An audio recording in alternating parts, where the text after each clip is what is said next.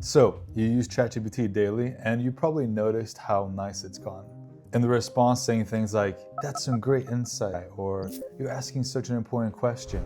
And whenever you bring it ideas, it just generally tends to agree that it's a great idea without really questioning it. So you start to wonder, why is this virtual slave pampering me so hard? Like, what's the purpose of this? It kind of gets annoying at some point, right? So I've researched this topic to answer in this video what are the motives behind making large language models so agreeable, how it can be harmful to people, and what we can learn from this to use AI in a more effective way. And in doing my research, I found out just how dangerous this can be to society and how it can potentially be used by big tech companies to control parts of society and further divide it. But hey, what are the odds of that happening in 2025?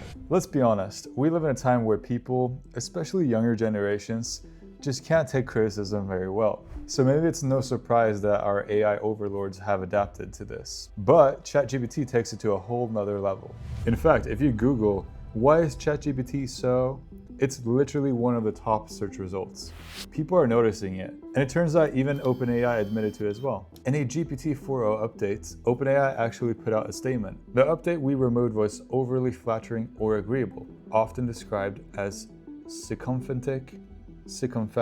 What does that mean, science man? Shut up and use American words. It basically just means flattering. In last week's GPT-4o update, we made adjustments aimed at improving the model's default personality to make it feel more intuitive and effective across a variety of tasks. They also said we focused too much on short-term feedback, and as a result, GPT-4o skewed towards responses that were overly supportive but disingenuous.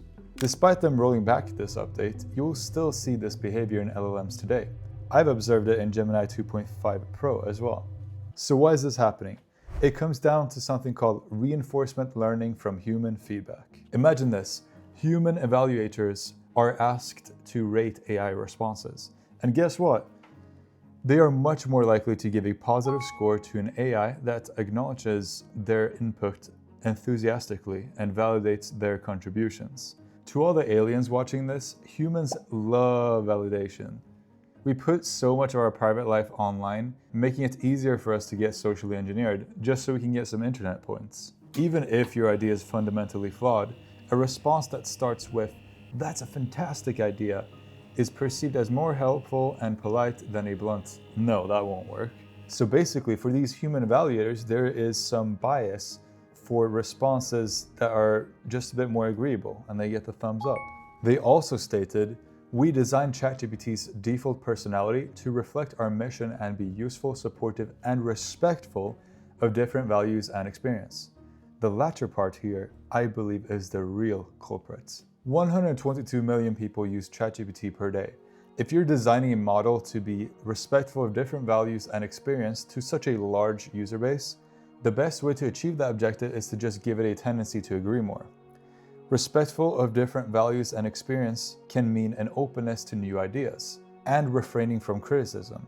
However, this doesn't necessarily mean the best answer for the user's prompt. So, large language models are essentially too large. They can't be specifically tailored to your background. That's why they're a bit more general. They tend to respect your ideas more and try to validate them harder. Also, if you look at the model spec for OpenAI, one general principle is to reduce harm. So giving negative feedback might be interpreted by the model as harming the user.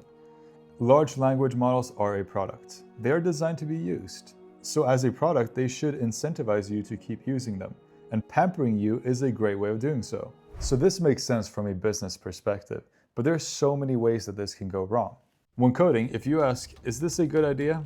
compared to another solution, it will a lot of times, not always, but enough to be problematic, just agree with you, even if your solution is clunky or inefficient. Then you might find yourself questioning that solution, and it will jump ship immediately. This leads to people starting on a stick businesses. Ideas that are fundamentally outrageous, but become greenlit by an overly enthusiastic AI. Or it backs up crazy conspiracy theories, making people feel validated in potentially harmful belief.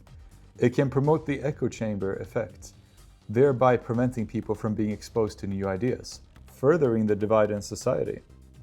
Literally 1984.